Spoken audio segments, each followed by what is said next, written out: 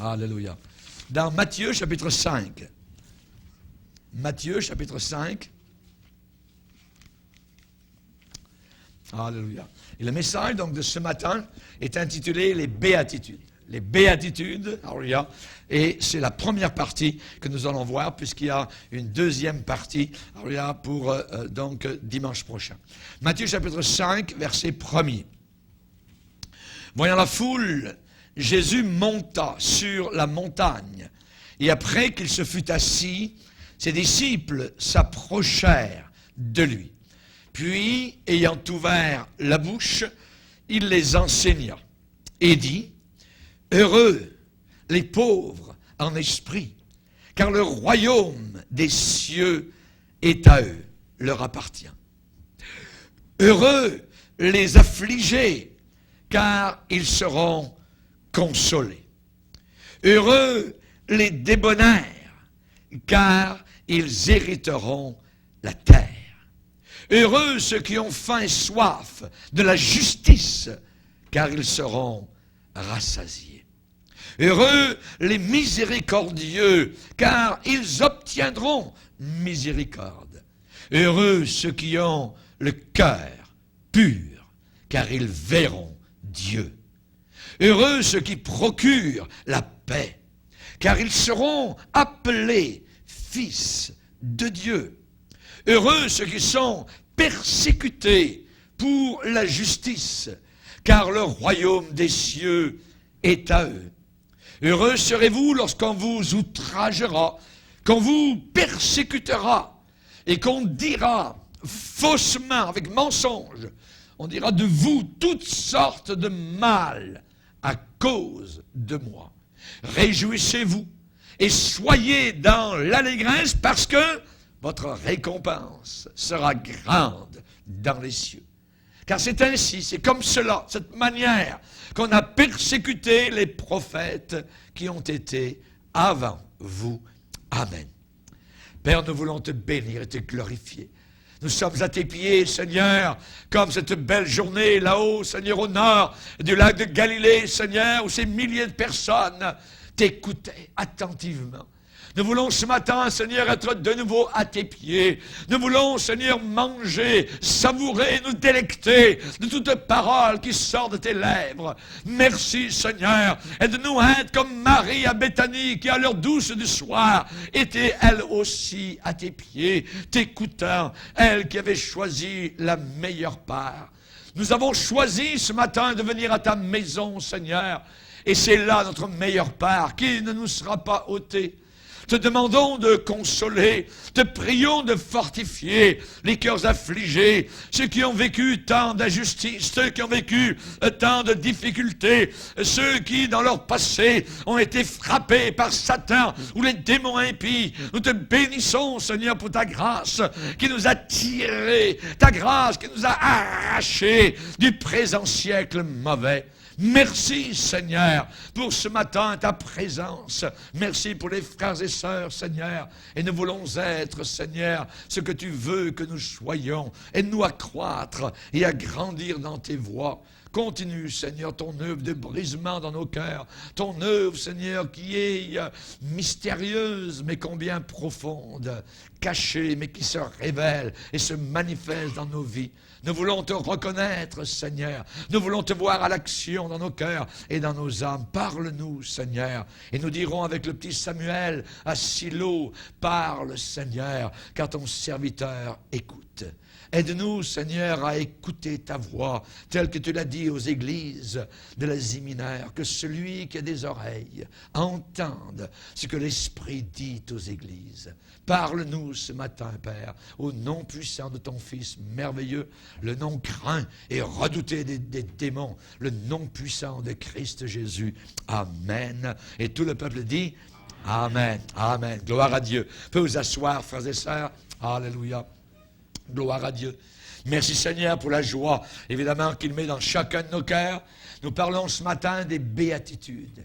Les béatitudes, ce sont des bénédictions qui commencent toutes avec le même mot, heureux. heureux. En anglais, c'est blessed. Ça veut dire béni soit celui ou celle, voyez, heureux en français. Et heureux, c'est un mot qui est très expressif, qui ne dit pas seulement, oui, la personne est joyeuse. Non, c'est un bonheur extrême. C'est un bonheur total, voyez, avec rien à y ajouter. Pourquoi? Parce que le Seigneur déclare que c'est comme cela qu'il veut que nous soyons. Il est possible que le sermon sur la montagne, voyez, eh bien, je dirais, soit le document le plus important jamais donné à l'humanité. Ce document-là comprend 3 chapitres de la Bible. C'est plus important que ce qui est décrit dans la Bible vis-à-vis de la création du monde. Vous voyez? 3 chapitres. Nous avons 2 chapitres, simplement, dans Genèse, le récit de la création. Mais nous avons là 3 chapitres merveilleux. Matthieu, chapitre 5, 6 et 7. Le document le plus important, appelé le Sermon sur la montagne. On peut l'appeler la grande charte du royaume, vous voyez, de Dieu. Ou on peut l'appeler encore le manifeste du roi. C'est le résumé de toute la doctrine de Jésus-Christ. Tout l'enseignement de Christ est résumé, compacté à l'intérieur de ces 3 chapitres. C'est le style de vie normal du chrétien. Nous avons là, dans ces 3 chapitres, le style normal du chrétien. Ça nous révèle le caractère auquel Dieu s'attend de ses enfants. Il s'attend à cela, donc, de nous, ce qui est écrit dans ces 3 chapitres-là. C'est merveilleux, certains l'ont mémorisé, l'ont appris par cœur. Sermon sur la montagne. 3 chapitres de la Bible à apprendre par cœur, voyez, on mémorisait tout le sermon de Jésus. On a des paroles de Jésus à d'autres endroits de la Bible, mais ici, sans interruption. C'est Jésus qui parle, voyez. C'est Jésus qui parle sans arrêt pendant 3 chapitres, alors qu'à d'autres endroits, on a 10 versets là où Jésus a parlé ça, on a 5 versets là, où on a 12 versets là. Ici, nous avons, alors il y a 3 chapitres entiers, non interrompus, de Jésus-Christ qui nous enseigne. Je crois que là, nous avons là un merveilleux barrage contre Satan, voyez. On sait que la Bible dit, je serre ta parole dans mon cœur, afin de ne pas pécher contre toi. Serrons la parole de Dieu dans notre cœur. Dans le psaume 119, il est dit, la révélation de ta parole est claire. La révélation de ta parole révélée, ta parole comprise, voyez, eh bien, va éclairer notre marche chrétienne. N'oubliez jamais que très tôt, dans son ministère, Jésus-Christ, eh bien, a été confronté par un diable en colère. Satan est en colère contre moi, en colère contre toi, en colère contre l'Église. Il ne nous aime pas, voyez. Il n'aime personne. Il n'aime personne. Même pas les païens, il les laisse tranquilles parce qu'il sait qu'ils sont sous sa férule. Mais pour nous, évidemment, qui le connaissons et qui le combattons, alors là, évidemment, il doit y avoir un barrage. Et là, dans ces 3 chapitres, nous avons un merveilleux barrage contre Satan. Voyez, à aucun moment, quand Jésus a été attaqué par le diable et quand il a été tenté, à aucun moment, Jésus-Christ n'a débattu le problème avec le tentateur. Jamais il n'a discuté, jamais il n'a pris de conversation particulière avec le diable. La seule défense que Jésus avait contre Satan, la parole. Il est écrit.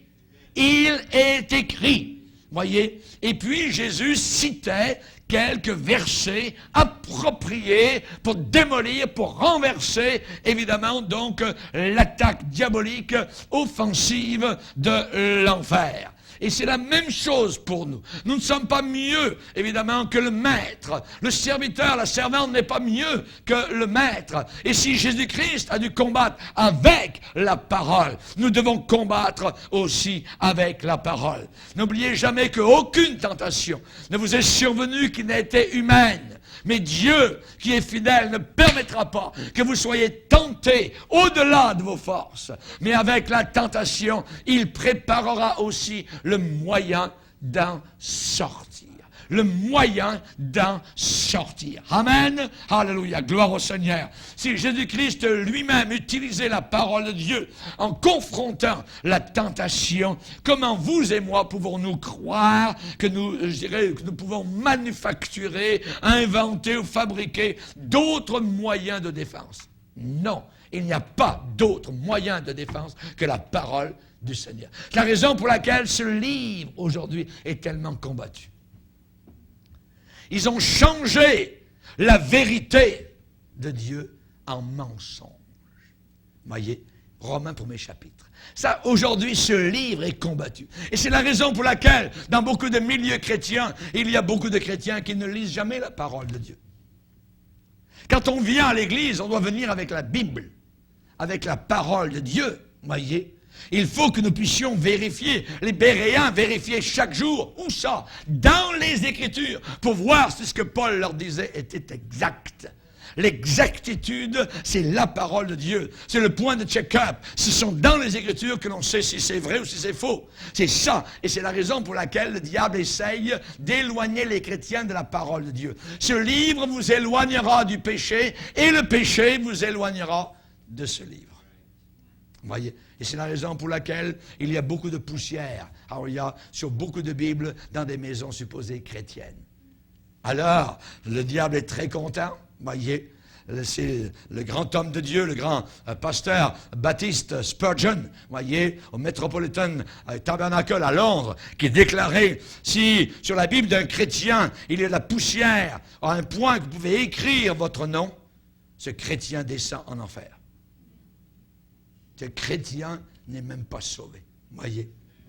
Que Dieu soit glorifié, que Dieu nous aide, amen, à faire en sorte que notre Bible soit usée, alléluia, que notre Bible soit maculée de nos larmes, que nous puissions y lire, que nous puissions la comparer, que nous puissions la souligner, que nous puissions apprendre des passages par cœur pour combattre Satan. On ne combat pas Satan avec un bouquet de buis, avec de l'eau bénite, ou avec n'importe quoi, ou de la psychologie, ou quoi que ce soit, ou de la chorégraphie. Le diable, il régale, voyez. C'est la parole de Dieu. Il faut que nos vies soient basées sur les Écritures. Alléluia. Aucune autre défense aux croyants que la parole. Nous n'avons aucune autre défense. Et voilà justement une parmi beaucoup d'autres raisons pourquoi la parole de Dieu est prêchée dans ce lieu, elle est enseignée et elle doit avoir la prééminence dans nos réunions. C'est la parole de Dieu. Dans un culte, tout converge, concourt vers le moment où la parole de Dieu est ouverte. Oui, nous louons le Seigneur, mais ce n'est pas le point culminant d'un culte, la louange. Il y a des gens qui sont venus dans des réunions, ils ont dit, oh, moi j'ai aimé les louanges, puis c'est merveilleux, je vais aller à cette église parce que, à cause des louanges. Mon œil, la personne se trompe. Parce que c'est pas là qu'est le point culminant. C'est la parole. Est-ce que j'entends la parole de Dieu? Est-ce que la parole de Dieu est prêchée? Est-ce que la parole de Dieu m'enseigne? Est-ce qu'elle me reprend? Est-ce que vraiment je suis vraiment solidifié sur les Écritures? C'est cela comme question que je dois me poser.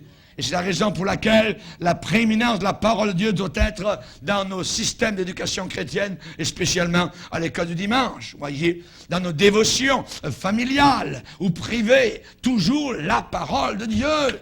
Avoir une lecture systématique de la parole de Dieu. La lire de façon systématique. Et cela est très important. Qu'est-ce que la parole de Dieu dit? Eh bien, c'est cela qui est la clé principale. Toujours cette même question. Qu'est-ce que la parole de Dieu déclare? Qu'est-ce que la Bible dit? Vous voyez, je dois toujours revenir à cette question-là. Et nous ne sommes pas laissés au hasard pour savoir comment vivre. Vous voyez, Jésus a clairement défini, évidemment, les principes du royaume dans son sermon sur la montagne. Et on atteint ce but, évidemment, en laissant couler la vie de Jésus-Christ dans nos cœurs et dans nos âmes. Et Paul a rendu cela très clair lorsqu'il a écrit, à partir de Corinthe, l'épître aux Romains. L'épître aux Romains, alléluia, eh bien, on nous parle justement comment laisser couler la vie de Jésus-Christ dans nos cœurs. Et spécialement dans l'épître aux Romains, l'apôtre Paul va déclarer en disant, eh bien, si vous voulez vraiment suivre le Seigneur, que le péché ne règne donc point dans vos corps mortels. N'obéissez pas. Ça veut dire désobéissez. Nous qui avons tellement été habitués à désobéir dans le passé, le Seigneur dit désobéissez. À quoi? Pas au Seigneur, mais aux convoitises charnelles qui sont dans vos cœurs. Désobéissez. Voyez, la Bible dit, n'obéissez pas à ces convoitises. Ne livrez pas vos membres au péché comme des instruments d'iniquité, mais donnez-vous vous-même à Dieu comme étant vivants de mort que vous étiez dans le passé. Et offrez à Dieu vos membres. Offrez à Dieu vos membres, offrez vos yeux, vos oreilles, vos mains, vos pieds, offrez votre corps, de la tête aux pieds, offrez tout cela à Jésus-Christ. Amen. Offrez à Dieu vos membres comme des instruments de justice. Amen. Laissez couler la vie de Dieu au travers de vous. Amen. Et quand Jésus va vivre sa vie dans nos corps mortels, les résultats de cette influence divine se montrent sous toutes les formes pratiques que nous lisons dans le Sermon sur la montagne. On le voit dans le Sermon sur la montagne. Voyez, je dirais que la partie frontale de ce code moral, appelé les béatitudes, eh bien, il y a 8 traits particuliers, 8 traits qui distinguent ceux qui sont entrés dans le royaume de Dieu par le moyen de la repentance. Il y a 8, je dirais, choses, voyez, qui sont démontrées ici dans les béatitudes. Et aucun n'est facile. Aucun n'est facile.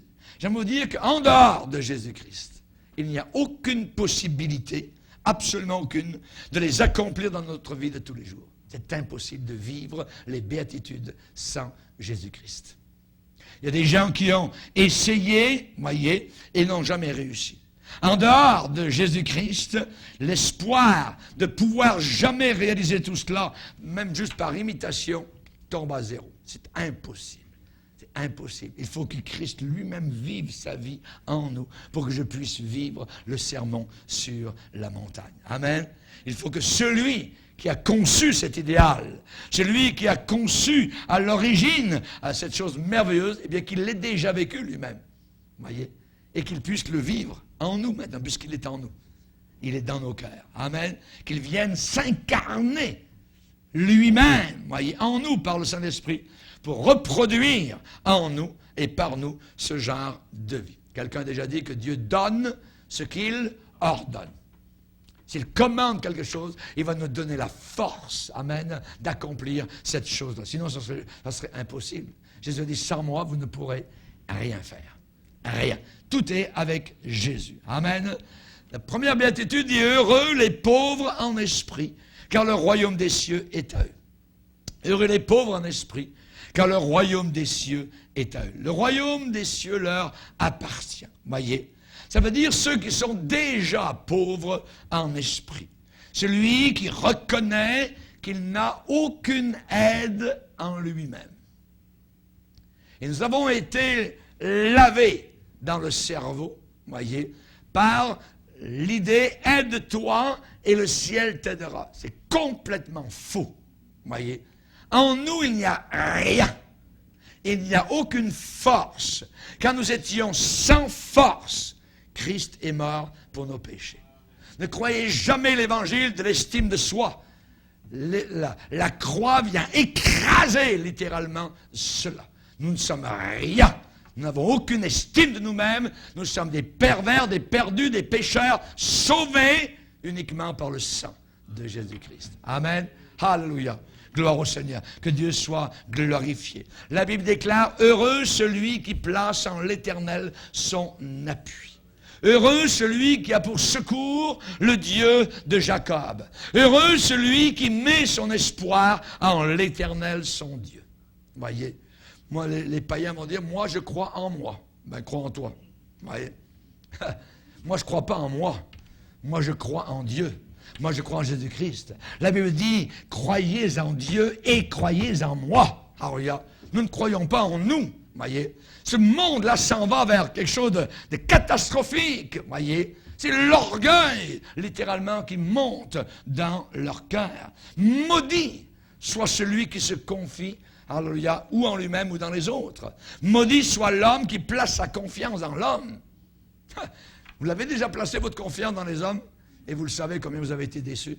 À chaque fois, c'est la déception. Maudit, il y a une malédiction pour quiconque va placer sa confiance totale dans les hommes. Et pire, placer son éternité dans les mains d'un homme ou les paroles d'un homme. C'est abominable. Et des milliers de personnes le font au travers des religions. Eh bien, s'il se trompe là-bas, eh bien, ce sera lui. Non. Tu vas être en enfer avec lui. Voyez, ta responsabilité est de te confier dans le Seigneur. Maudit soit l'homme qui se confie dans l'homme, qui prend la chair pour son appui et qui détourne son cœur de l'Éternel. Il est comme un misérable dans le désert. Il ne voit pas arriver le bonheur. Il habite les lieux brûlés du désert, une terre salée sans habitants. Mais béni soit l'homme qui se confie dans l'Éternel et dont l'Éternel est l'espérance. L'image est totalement différente. Il est comme une métaphore, voyez, une image. Il est comme un arbre planté près des eaux, qui étend ses racines vers le courant. Il n'aperçoit même pas la chaleur quand elle vient, et son feuillage reste vert. Son feuillage demeure vert. Amen. Et dans l'année de la sécheresse, quand ça va mal, il n'a aucune crainte. Il n'a aucune crainte et il n'arrête pas de porter du fruit. Il continue à porter du fruit. Amen. Ça, c'est l'homme qui se confie dans le Seigneur, pas en lui-même. Amen. Heureux les pauvres en esprit. Aujourd'hui, nous avons des livres abominables, même dans les librairies chrétiennes. Comment faire $1 million avec Jésus-Christ.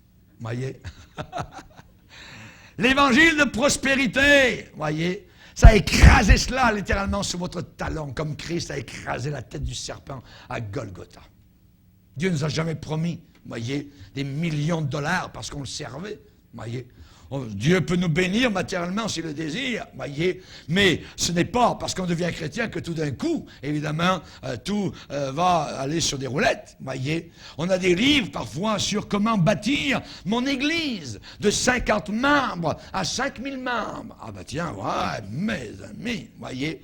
Et on a le sentiment, au travers de ce qu'on lit dans ces livres-là, que Jésus-Christ est tellement fortuné. Le Seigneur est tellement, je dirais, fortuné de connaître ces merveilleuses créatures, voyez, et on ne peut s'empêcher de se demander, mais comment Dieu a-t-il pu fonctionner pendant toutes ces années-là, hein, avant que ces bonhommes-là arrivent, voyez, ces uluberlus, voyez.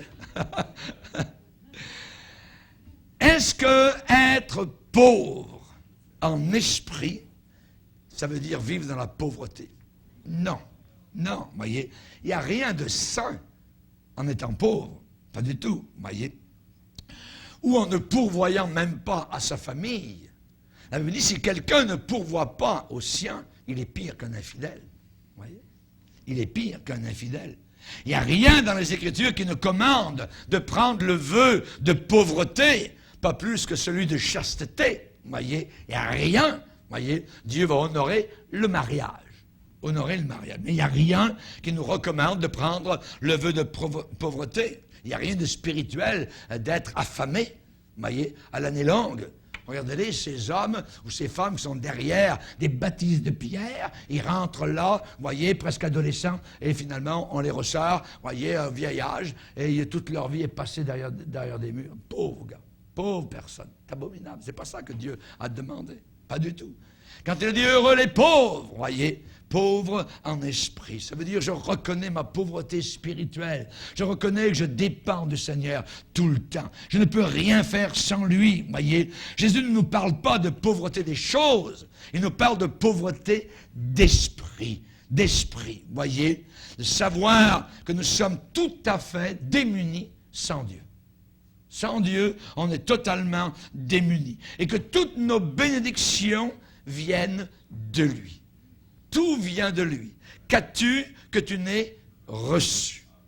Et si tu l'as reçu, comment te glorifies-tu comme si tu l'avais gagné? Voyez? Non, on n'a rien gagné. on n'a rien. Tout nous est donné d'en haut, du Père de lumière, chez lequel il n'y a ni changement, ni ombre de variation. Amen. Nous n'avons rien apporté dans le monde et on en repartira avec rien du tout. Rien. Voyez, amen. C'est merveilleux. Heureux les pauvres en esprit. Et un des résultats de cette béatitude, c'est un détachement du matérialisme.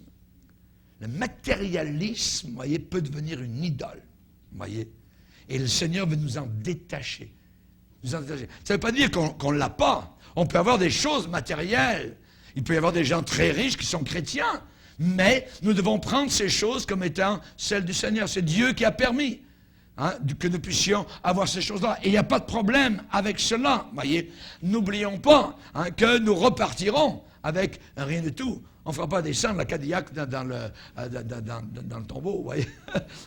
Ou les pharaons qui se faisaient enterrer avec tous leurs biens, avec de l'or et tout ça. Pas étonnant que toutes leurs tombes ont été pillées, parce que les gens savaient très bien qu'il y avait des richesses à l'intérieur de leur tombeau. Vous voyez, non, on n'emmène rien de l'autre côté. Jésus a dit, nous cherchons premièrement le royaume de Dieu et sa justice, et le reste nous sera donné par surcroît. Amen. Gloire au Seigneur. Merci Seigneur. C'est vrai, si le Seigneur veut, eh bien, il peut ajouter des choses à notre vie.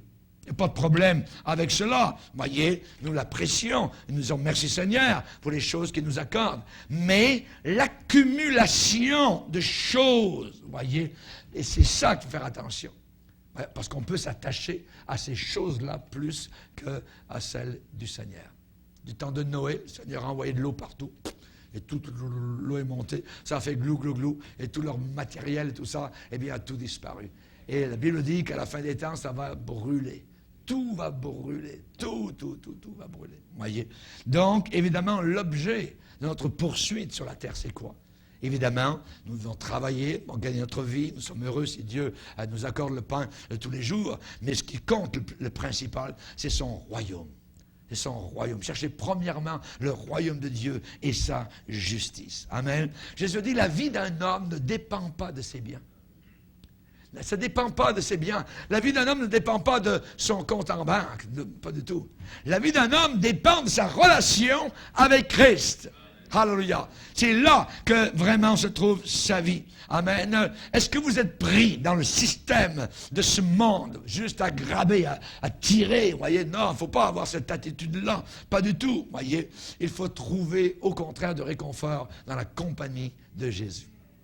Réconfort et consolation se trouvent dans la compagnie du Seigneur. Il existe un ami plus proche qu'un frère. Plus proche qu'un frère. Amen. Il est plus proche, plus près qu'un frère. Un frère, c'est très proche, normalement. Vous voyez, un bon frère. Mais il y en a un qui est encore plus proche. Alors, il y a notre relation avec Christ, c'est cela qui est le plus important. Amen. Qu'est-ce qui vous émeut le plus? Qu'est-ce qui vous émeut le plus? En quoi avez-vous le plus d'émotion? Une Cadillac ou une Bible? Voyez? Hein? Votre salle familiale ou votre lieu de prière. Voyez. C'est quoi qui vous émeut le plus? Voyez. Qu'est-ce qui vous émeut le plus? Vos amis là-bas en ville ou bien la merveilleuse et douce personne du Saint-Esprit? Alléluia. C'est ça. Détachement des choses. On va le lire dans 1 Corinthiens 7. 1 Corinthiens chapitre 7. Verset 29. Paul va enseigner, il va dire, voici ce que je dis, frères, c'est que le temps est court, que désormais ceux qui ont des femmes soient comme n'en ayant pas, ceux qui pleurent comme ne pleurant pas, ceux qui se réjouissent comme ne se réjouissant pas, ceux qui achètent comme ne possédant pas, et ceux qui usent du monde comme n'en usant pas. Car la figure de ce monde passe. Or, je voudrais que vous soyez sans inquiétude. Amen. Alléluia. C'est vrai que Dieu nous donne des épouses, et nous devons les aimer, voyez. C'est vrai qu'on a des biens, voyez, et nous apprécions cela. Mais il faut prendre ça, je dirais, un peu éloigné, un peu distant, toutes ces choses-là. Pourquoi? Eh bien, parce que tout cela passe. Tout cela va s'user. Voyez, l'important, c'est toujours les valeurs spirituelles, le Seigneur Jésus-Christ. Amen. Gloire au Seigneur. Deuxième béatitude, Heureux les affligés, car ils seront consolés. Amen. Cette terre est une terre de pleurs, nous l'avons déjà dit. Il n'y a jamais eu autant de pleurs qu'ici-bas sur cette terre. Ceux qui pleurent. Voyez, le Seigneur a dit, voici sur qui je porterai le regard. Sur celui qui souffre. Celui qui souffre. Ça ne soit pas quelqu'un qui souffre des fois. Voyez, mais c'est là à l'intérieur. Ça ronge. Voyez, exactement comme quelqu'un a des brûlures d'estomac. La souffrance, c'est comme une brûlure qui est là. Ça brûle. C'est à l'intérieur. Voyez, ça ronge. C'est la souffrance. La souffrance. Voyez, Dieu va dire, voici sur qui je porterai le regard. Sur celui qui souffre et qui a l'esprit abattu. L'esprit abattu. Heureux les affligés, car ils seront consolés. Amen. L'acier, le morceau d'acier, eh bien, je dirais acier trempé, est bien plus dur et élastique que de l'acier intact. L'acier qui a été trempé, l'acier qui est passé au travers de hauts fourneaux, voyez, c'est la fonte. C'est la fusion à haute température, à haute chaleur, et un mélange avec d'autres alliages qui rend l'acier, je dirais, avec une force supplémentaire pour résister, afin que des roues de train, afin que les rails puissent rester solides puissamment. Il faut que l'acier passe au travers, évidemment, de hauts fourneaux. Et la parole de Dieu nous dit que c'est vrai que nous sommes attristés parfois pour un peu de temps par diverses épreuves, voyez, afin que l'épreuve de notre foi un jour puisse produire la louange, la gloire quand Jésus-Christ va apparaître. Nous passons parfois par des fournaises à haute température, chauffées 7 fois plus que de coutume. Rappelez-vous les Hébreux à Babylone qui ont été jetés dans la fournaise ardente. Quelqu'un qui a passé par les épreuves de la vie, quelqu'un qui a supporté des pertes, des blessures, quelqu'un qui a été sujet aux douleurs les plus terribles, eh bien a été comme trempé par le Saint-Esprit. Trempé, solide par l'Esprit de Dieu. Et la personne peut se tenir devant des épreuves dures. Et il peut sympathiser même et apporter de l'aide à ceux qui passent par leurs propres expériences de fournaise. On va le lire, si vous voulez bien, dans Corinthiens, 2 Corinthiens, le premier chapitre. 2 Corinthiens, le premier chapitre, verset 3. Paul va élever sa voix en reconnaissance au Seigneur. Et au verset 3, il va dire, 2 Corinthiens, premier chapitre, verset 3, « Béni soit Dieu ». Voyez, il y a Alléluia, gloire à Dieu, hein, le Père de notre Seigneur Jésus-Christ, le Père des miséricordes et le Dieu de toute consolation, qui nous console dans toutes nos afflictions. Pourquoi il nous console? Afin que par la consolation dont nous sommes l'objet, de la part de Dieu, nous puissions consoler ceux qui se trouvent dans quelque épreuve, dans quelque affliction. Nous sommes consolés, nous, premièrement, pour pouvoir consoler ensuite les autres. Amen. Alors, c'est merveilleux de se sentir compris. Quelqu'un qui vient vers vous, vous passez une grande épreuve et la personne a passé à peu près une grande épreuve aussi et la personne peut comprendre. Vous sentez qu'il y a des atomes crochus, ça passe, vous voyez, le courant passe parce que la personne a souffert et vous souffrez et la personne peut vous consoler elle aussi. Amen, gloire au Seigneur.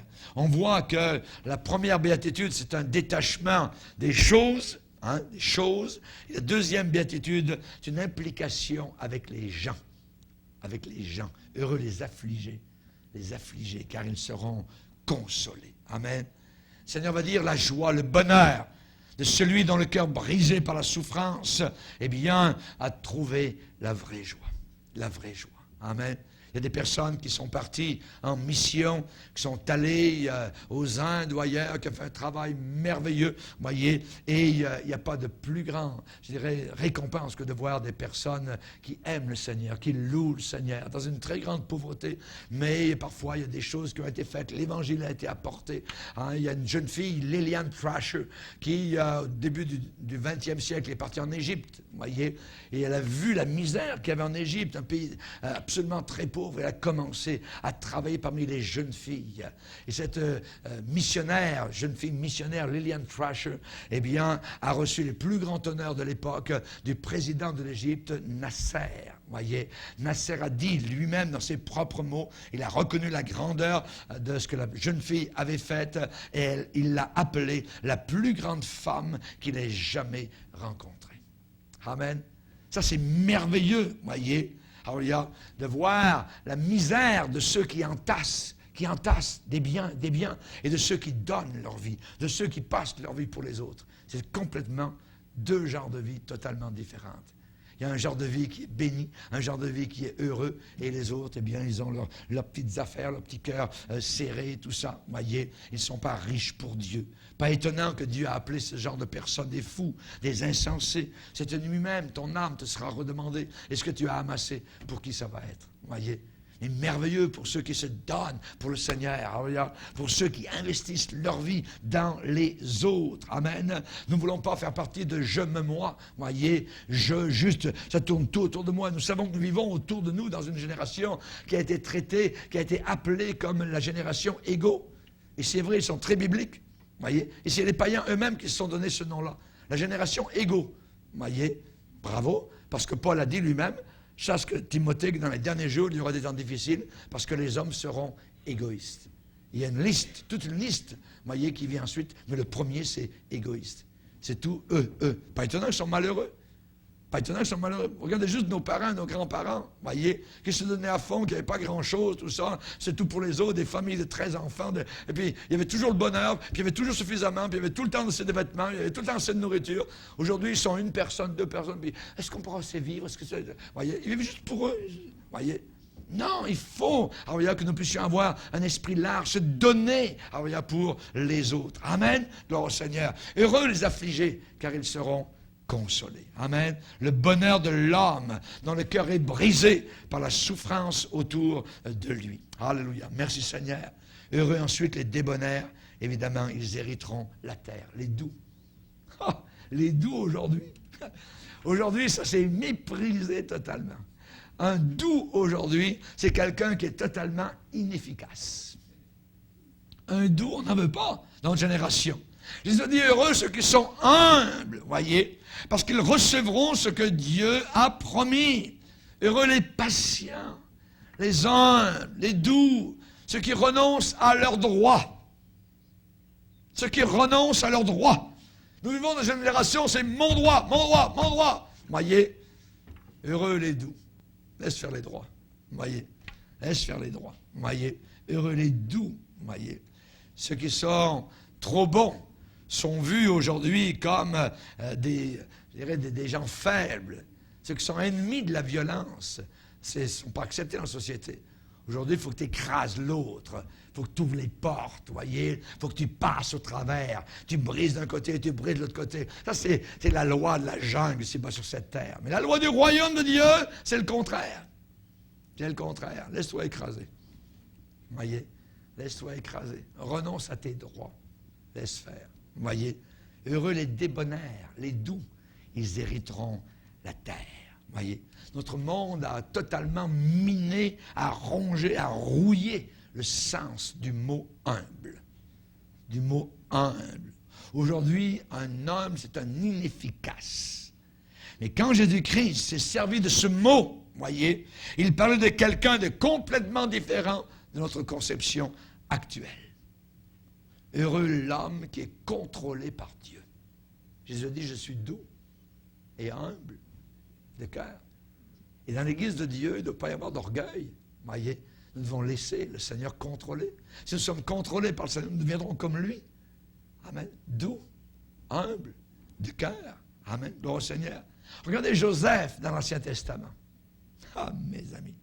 Quelle sorte d'homme pouvait supporter, voyez, un traitement reçu comme lui en a reçu, de tout bord, de tous côtés, l'injustice, haï par ses frères, jusqu'au bord du meurtre, était prêt à le tuer, voyez. Ensuite, les caravaniers sont venus, voyez, il a été vendu seulement comme une marchandise, une chose à vendre sur le marché, comme un animal, voyez. Personne ne prenait Joseph au sérieux. Et Joseph a payé de sa vie, littéralement, pour des choses qu'il n'avait pas faites. Ensuite, pour la femme de Potiphar, il était simplement un objet de convoitise, un bel animal, c'est tout, voyez. Il aurait pu avoir le droit d'être en colère, certainement. Voyez. Il aurait pu essayer de se venger. Voilà un jeune homme abusé, incompris. Mais il n'a pas rendu les coups. Il n'a pas rendu les coups. Il n'a pas pataugé dans la mare de la pitié de soi-même. Non, il a maintenu son sang-froid. Heureux les débonnaires, heureux les doux, heureux ceux qui sont contrôlés par le Saint-Esprit. Beaucoup d'années auparavant, Dieu lui avait révélé dans un rêve les hauteurs où il monterait. Et Joseph n'a jamais perdu cette vision. Ne perdez jamais la vision, frères et sœurs, des hauteurs vers lesquelles le Seigneur a dit que nous monterions. Dans ce monde, nous allons être battus, bafoués. Alors, nous vivons dans un monde d'orgueilleux. Nous vivons dans un monde de droit. C'est mon droit, c'est ceci, c'est cela. Voyez, non, ne perdez jamais de vue que nous sommes destinés pour les hauteurs célestes. Un jour, nous serons assis sur un trône de gloire avec Jésus. On peut vivre des prisons, on peut vivre des injustices, on peut vivre avec des mensonges sur les épaules, voyez, mais ne perdez jamais la vision. Heureux, heureux les débonnaires, ils hériteront la terre. Baissons nos yeux, prions le Seigneur. Alléluia. Père, nous voulons te bénir. Nous sommes devant toi, Seigneur, bénis par ta parole. Merci pour ce repas à ta table où nous sommes les bienvenus. Tu nous nourris, Seigneur. Tu nous fais du bien. Tu nous enseignes, Seigneur. Tu nous montres la meilleure voie. Merci, Seigneur. Merci, Seigneur, de ce que tu nous as donné une vision encore bien plus claire, précise que Joseph. Seigneur, tu as déclaré énergiquement dans ta parole les dimensions éternelles de la valeur que nous avons à tes yeux. Aux yeux de ce monde, il se peut que nous ne valions pas grand-chose, que nous soyons quantité négligeable, que nous soyons repoussés, que nous soyons simplement des rebuts. Mais Seigneur, à tes yeux, nous avons une grande, grande valeur. Tu nous as appelés la lumière du monde. Que dis-je? Tu nous as appelés la seule lumière du monde. Tu nous as appelés celle de la terre. Tu nous as appelés les rachetés, les saints qui régneront dans la gloire éternelle. Merci, Seigneur. Merci. Tu es notre refuge, Seigneur. Et tu nous conduis, Seigneur. Tu nous conduis toujours en haut, vers la ville céleste. Comme les ingénieurs de la NASA conduisent soigneusement les fusées au travers des cieux. Tu nous conduis, Seigneur. Tu nous diriges, Seigneur. Tu nous as lancés, Seigneur, un jour, à partir de notre base, Seigneur, à Golgotha, à la croix, Seigneur. Et nous sommes élancés dans la course, Seigneur, pour un jour arriver sous les portes éternelles, là-haut dans la ville céleste, en ta présence même, tes bras ouverts, Seigneur. Alléluia. Merci, Père. Aide-nous à vivre les béatitudes. Aide-nous à les comprendre, à les réaliser, Seigneur. Au nom puissant de ton Fils Jésus. Amen. Et tout le peuple dit Amen. Alléluia.